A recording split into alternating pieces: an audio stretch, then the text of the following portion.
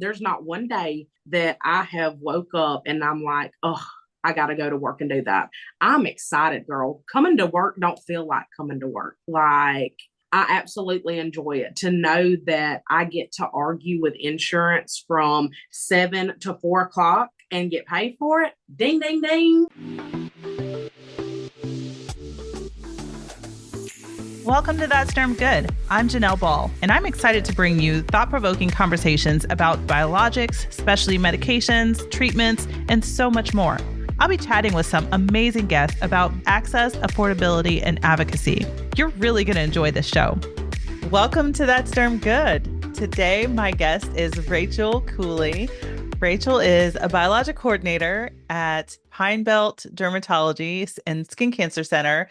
Thank you so much for joining me, Racheal. It's so nice to see you and to have you on the show. Yes, girl, I'm so glad to be here. So grateful for the opportunity. Yeah. You know what? I was sitting here thinking, I love being able to just chat with other bio coordinators because the struggle is real sometimes, and as we're getting into what we call blizzard season, Yeah, it's a lot going on, right? it There's is. before we jump into your background and history and all of that, do you have any tips for blizzard season? And what are some suggestions? What are some things that you do to help prepare yourself and, make sure that patients aren't missing out or you're not missing anything, things aren't falling through the cracks? We deal with Emma. I really try to keep tasks and I really try to keep a spreadsheet because that is the only way that I'm just truly going to be able to keep up with all the patients that we do have. Because, like you said, blizzard season, that's putting it lightly. Like, it is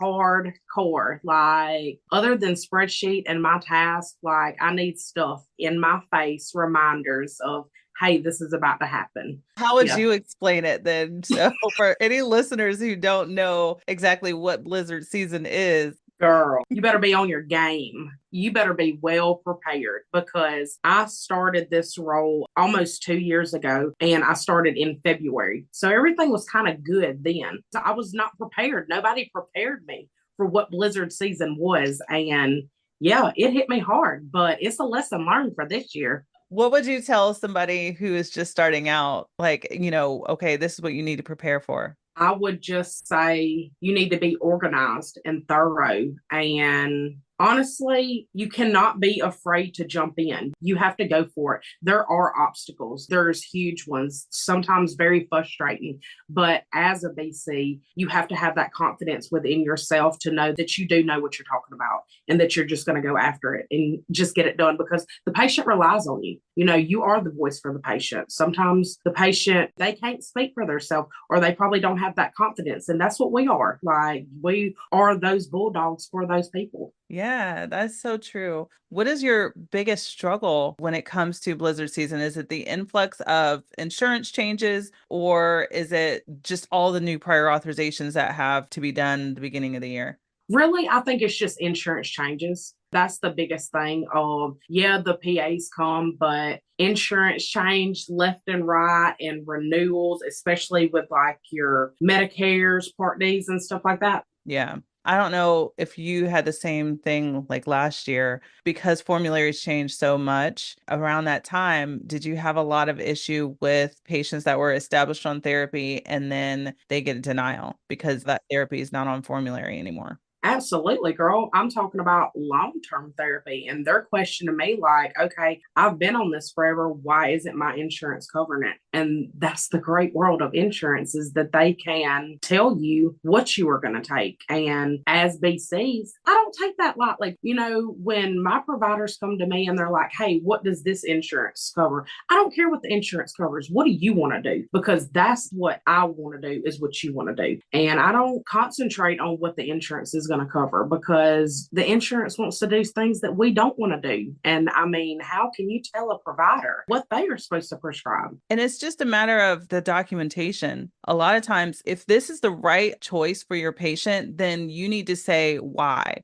And we need to Absolutely. show exactly what they've been on in the past so that, we can prove to the insurance this is why they need this medication. And it happens so often where you get frustrated and want to play the blame game. I had a Ooh, call not too long ago with the PBM princess, and we were just talking about, the reason why they have these certain things in place and the importance of these pharmacy benefit managers. But I think part of it too is the documentation plays the biggest role. And, unfortunately, it's still an issue. yes, absolutely. It is. It's definitely a crucial part in the whole process because I will say, I feel like whenever I started out doing these, to say something was a contraindication, okay, cool. And I felt like I was getting just say, hey, this is a contraindication, really not putting reasoning behind it. Now, I feel like the insurances are like stepping it up, like they want that reasoning in there. Like, okay, send the notes in that note, it better say this is contraindicated because, and you better put it on there or denied. Like, and I'm like,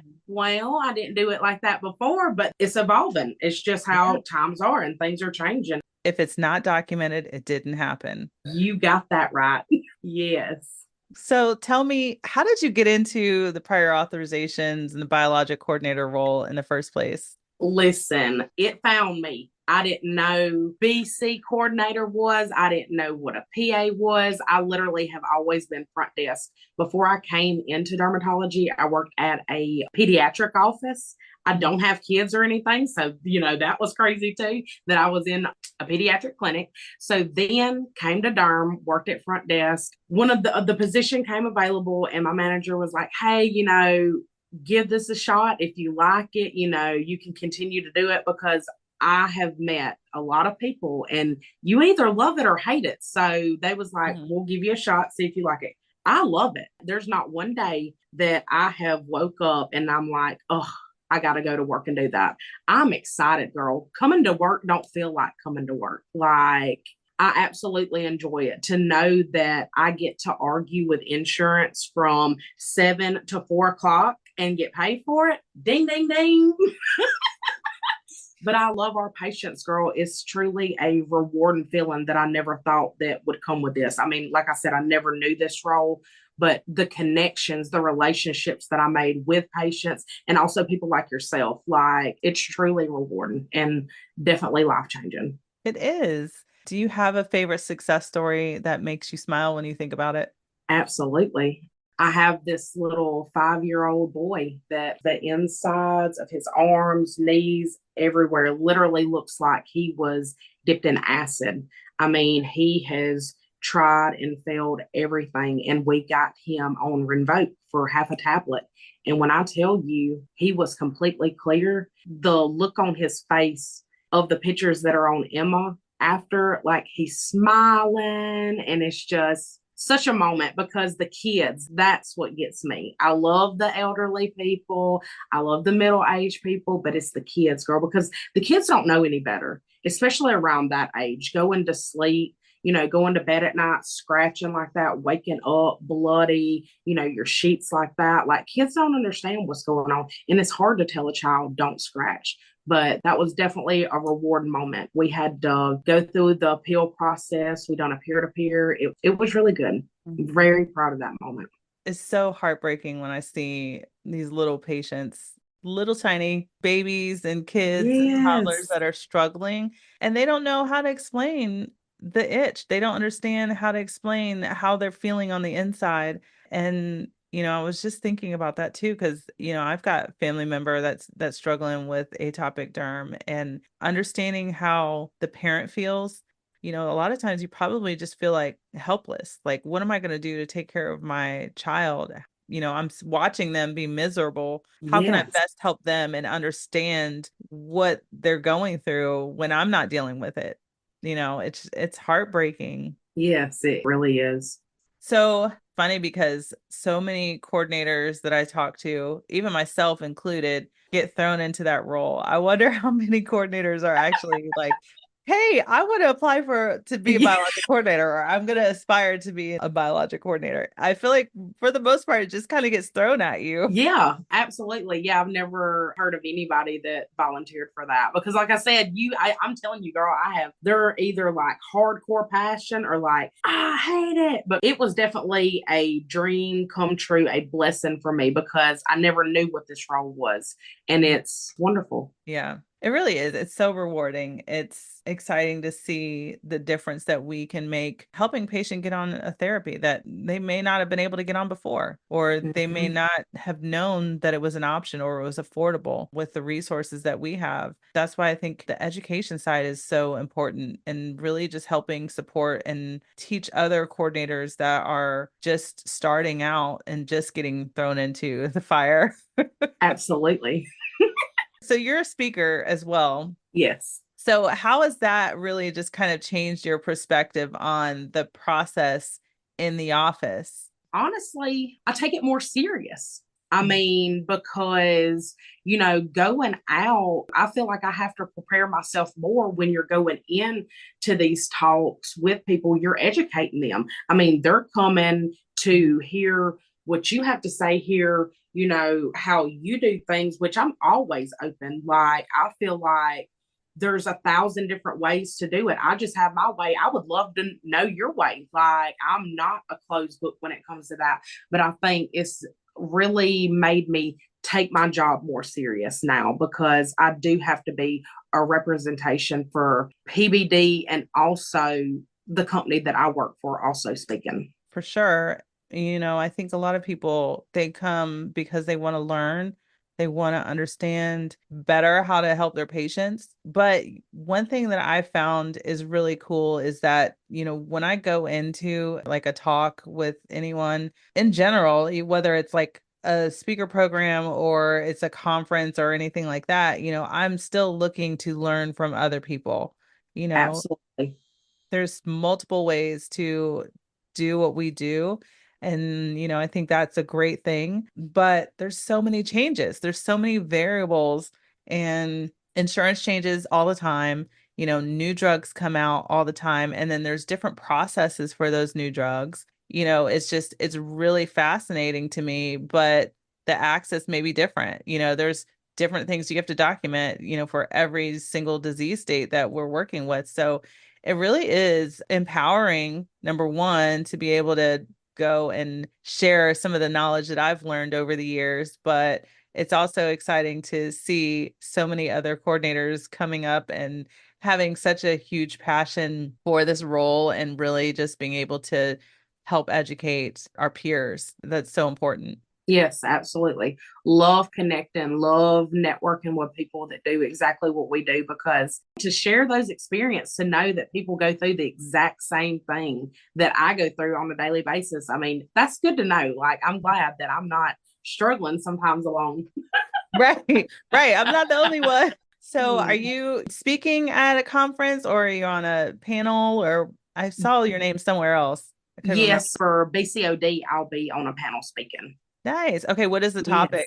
Yes. It's going to be provider and BC communication. I think the name of it is You Talk to Your Provider. Yeah. So Okay. super excited because that also is another crucial part in the PA process is you have to be able to have that relationship with your provider and be able to talk to them because sometimes they don't know the questions that are being asked for these PAs. They don't know the specific things that really need to be in these notes. Yeah, they know the basics, they know what need to be, but as far as a PA truly getting that approval, there are certain things that the nurses or the providers aren't aware of. Yeah.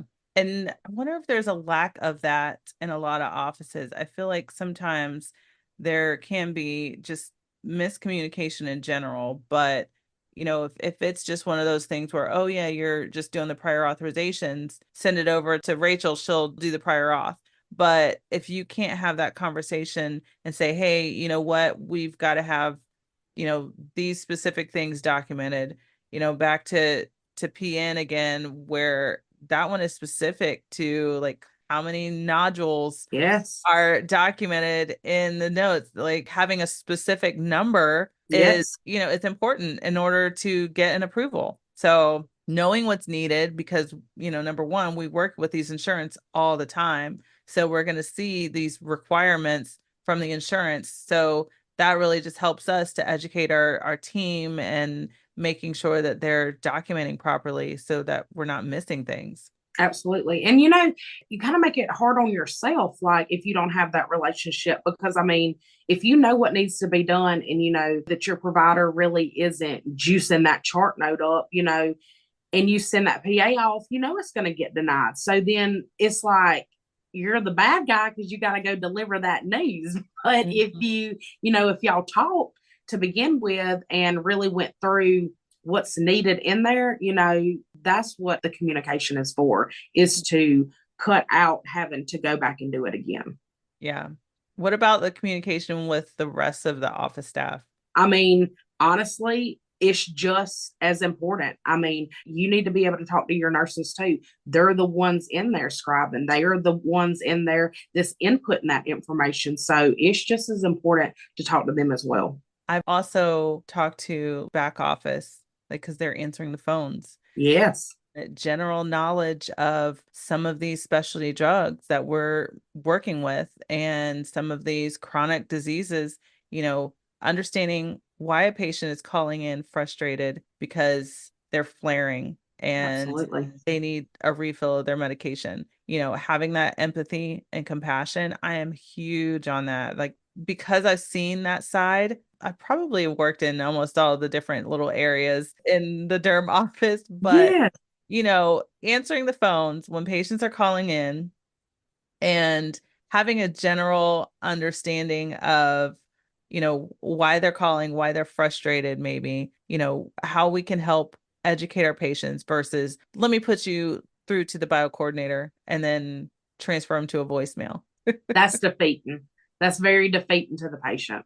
Yeah. It's like Mhm. put yourself in the patient's shoes, understand Absolutely. where the patient is coming from and why it's important for you to have that open line of communication because what you're doing essentially is we're telling the patients answer your phone, you're going to have multiple different calls coming in and there's going to be 800 numbers, but then we're not available. Yeah. Yes. So, like I get it, but this is how it's important to empower your patients and make sure that they know who to reach out to. Do your patients have like a direct contact to you? Yes, I have a little card. I have my cell number. I mean, if it's like emergency, yeah, you can hit me up. I have my email on there though, my extension, direct to my office, so you can get in touch with me. You Which definitely is can get in touch with me. Yes, Yeah, that's how it should be, especially when you're dealing with these expensive specialty drugs. you got that right. So what are some challenges that you see in medical offices in general? As in, like, as far as PAs or just in general? Just in access in general, I would say. Dealing with pharmacies, Okay. dealing, if that makes sense. I Hmm. mean, that can be a struggle sometimes because you're not always dealing with someone that is well seasoned. They can just go through the motions of, receiving the prescription and sending back, we need chart notes when I've already done sent you the whole approval. Like, I mean, scribed it, I've sent you the whole approval. But that's just someone that's going through the motions, not really someone that's educated. So sometimes that's my biggest struggle, is dealing with pharmacies. Hmm. That time to fill, I feel like sometimes can be delayed. Say you get that prior authorization. And I think this is where a lot of offices or even patients don't realize that, when you get that approval from the insurance, it's going somewhere different. It's going to a pharmacy and they're not always connected. They No. don't always know what's the pharmacy benefit manager. They get that prior authorization approval, and then you got to send that script over to the mandated pharmacy or whatever pharmacy is going to fill. And they don't necessarily have all the same information, which is mind boggling to me. Yes. You think that they would communicate, but they don't. And so now the pharmacy has to do their own benefit investigation. They've got to verify that that prior authorization was approved. And then they can reach out to the patient. Yeah, it's just a whole another long drawn out process. Like, because I mean, they make it seem like it's all good. Hey, we're going to transfer it over, be Mhm. expecting a call. No, it starts the process over like completely. Yeah. Yeah. And I think that too, to me, makes me think, okay, this is where patients can fall through the cracks because Absolutely. you tell them, okay, answer the phone, make sure you're waiting for this phone call to come because we sent the script over. But in all reality, that script, even though it's sent over there, it may take them a whole week to get to it and to actually reach out to the patient. After they Yes. do their benefit investigation, after they check to see that the PA was approved and all of that, and then they put it into a queue. So I just say, call the pharmacy. Here's the phone number. I want you to call them and let them know that you need to get this prescription, especially if they're due for like their next dose or something, Yes. Yes, absolutely. because there's so much delay in that. And then, we're telling them answer the phone. And then it's like weeks later. And by that next week, they've forgotten that we told them that. Yes, I think that's the number one thing that we all say is we try to beat them down with is answer the phone when they're not calling today. Right. But I need you to be on standby. Like I need you. For the next three Yes. weeks, be Yes. on standby because you may or may not get a phone call. Yes. Yes. It doesn't happen that fast. No, it does not. It's Unfortunately, it confusing. doesn't. Yes. I think it should just be worded, they may call you, but you should call them first and tell them when your next Hey, injection is due so that that you can is a get your good one. medication on time. Yeah, that is a good one. I like that actually. What's funny is like it takes a special person to be able to do this role because there's so many different little things that go into it and time consuming things, but something that we can literally sit and laugh about and bond over because we still have that same focus in mind. And I love That, that part. yeah, girl, good stuff comes from it. Good topics to, like you said, sit there and laugh about because that's exactly what it is. It's comical.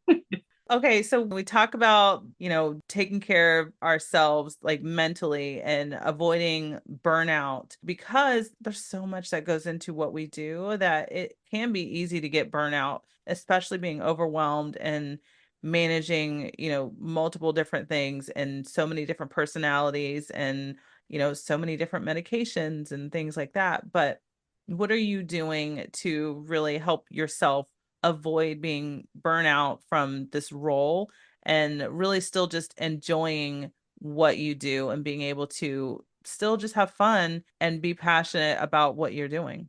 Honestly, I haven't came to that point yet, girl. I have not came to the point where I feel like I'm burnout or anything like that.